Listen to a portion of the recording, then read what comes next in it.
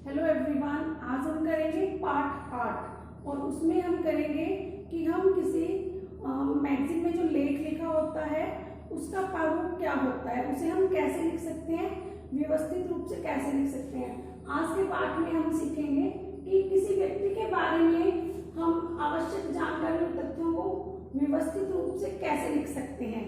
बच्चों, आपने अखबार या मैगजीन में मुख्य लेख पढ़ा होगा, आपको पता है उसमें क्या खास बात होती है, उस लेख के अंदर क्या खास होता है। मुख्य लेख में, मुख्य लेख के अंदर बच्चे जो होता है ये सब बाकी जो लेख होते हैं ना अखबार या मैगजीन में उससे लंबा होता है। इसके अलावा जो मैगजीन का फ्रंट पेज होता है, मुख्य पृष्ठ, उसको क्या होता है कि उसी पर आधारित बना होता है। उसके अलावा इसकी जो जानकारी है रोचक ढंग से दी जाती है और ये जो लेख होता है किसी विशेष व्यक्ति के बारे में या किसी विशेष घटना के बारे में हो सकता है और इसकी भाषा जो है वो रचनात्मक ढंग की भाषा होती है। अब आपने अपनी जो है किताब खोलकर उसमें पाठ 8 महानायक ऐसा भी, जो निकोलस विंटन वाला चैप्टर है, उसमें आप लेखन दर्शिका पढ़िए कि मुख्य लेख के अंदर क्या क्या चीजें होती है। जब हम किसी व्यक्ति के बारे में मुख्य लेख लिखते हैं तो उसमें क्या हो सकता है, मैं आपको इसका प्रारूप बताती हूँ। जब आप लेखन दर्शिका पढ़ोगे तो आपको समझ आएगा कि मुख्य लेख के अंदर क्या होता है। बच्चे, आपने लेखन दर्शिका में सबसे पहले क्या है, पाठ की शुरुआत की जाती है। जो पाठ होता है मुख्य लेख को 3 भागों में बटा होता है। मैं आपको मुख्य लेख का प्रारूप बताती हूँ। मुख्य लेख का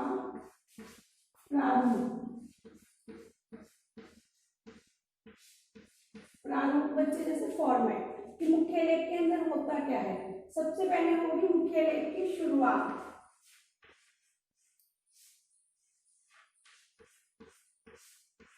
जो मुख्य लेख होता है बच्चे वो 3 भागों में बटा होता है। सबसे पहले क्या आएगी, शुरुआत। शुरुआत में क्या होता है, जिस व्यक्ति के बारे में लेख है उसका परिचय नाटकीय ढंग से दिया जाता है। नाटकीय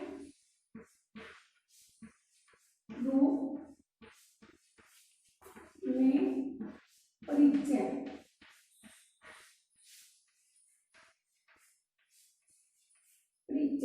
जैसे पाठ 8 में क्या लिखा हुआ है लेखन दर्शिका की शुरुआत में कि आधे दशक तक लोगों को सर विंटन के महान कार्य का पता नहीं था।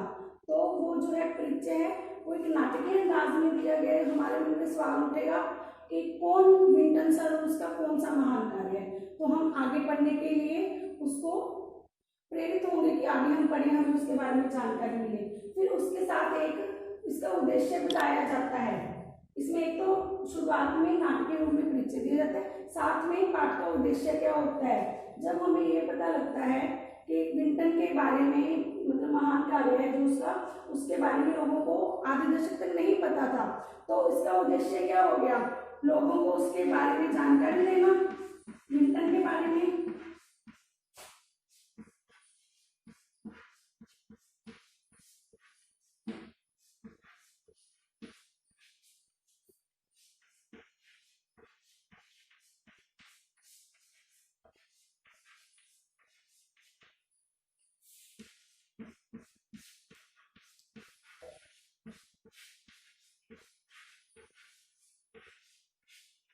जानकारी देना, ये तो होगी शुरुआत। उसके बाद उसका जो मध्य है, मुख्य लेख का सेकंड पार्ट क्या होता है, मध्य भाग। मध्य में क्या लिखा होता है, मध्य भाग जो होता है उसके अंदर जो महान कार्य उसने किया है उसका विस्तार में उसके बारे में जानकारी दी जाती है और किसी व्यक्ति के जो भी उसको सम्मान मिला होता है, जो उसकी अचीवमेंट्स है उसके बारे में लिखा होता है। जैसे कि महान कार्य के बारे में, महान कार्य मैम बंद हो गई मेरी। जो इसका सेकंड पार्ट होता है मध्य भाग, उसमें हम क्या लिखते हैं, महान कार्य, उपलब्धियां,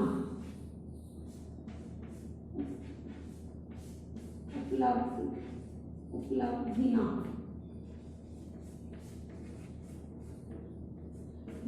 इसमें कि जो विस्तार से हम जानकारी देते हैं और इसकी उपलब्धियां वगैरह हम सब लिखते हैं। और अंत में हम क्या होता है, जो हमें तीसरे भाग में हम क्या लिखते हैं, प्रेरणादायक संदेश। प्रेरणादायक संदेश।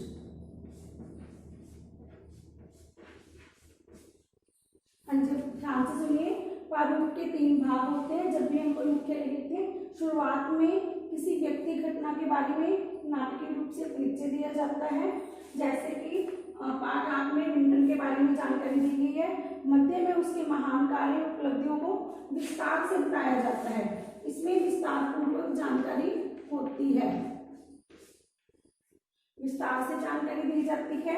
और अंत में प्रेरणादायक संदेश होता है। करो।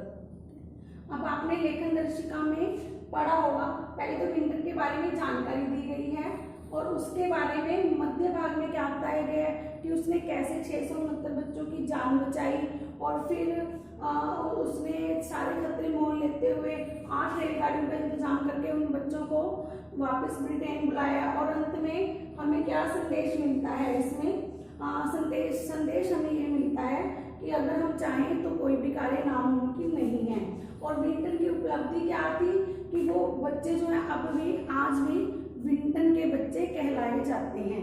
हाँ जी, इसके अलावा हम इसमें नया क्या कर सकते हैं, हम इसमें नया करने के लिए जब भी हम कोई लेख लिखते हैं तो हम उसमें नया करने के लिए उसके चित्र चिपका सकते हैं। और आपको लेख से क्या जानकारी मिलती है, विंटन के लेख से आपको क्या प्रेरणा मिलती है, क्या जानकारी मिलती है कि अगर हमारे अंदर आत्मविश्वास हो और अगर हमारा इरादा मजबूत हो तो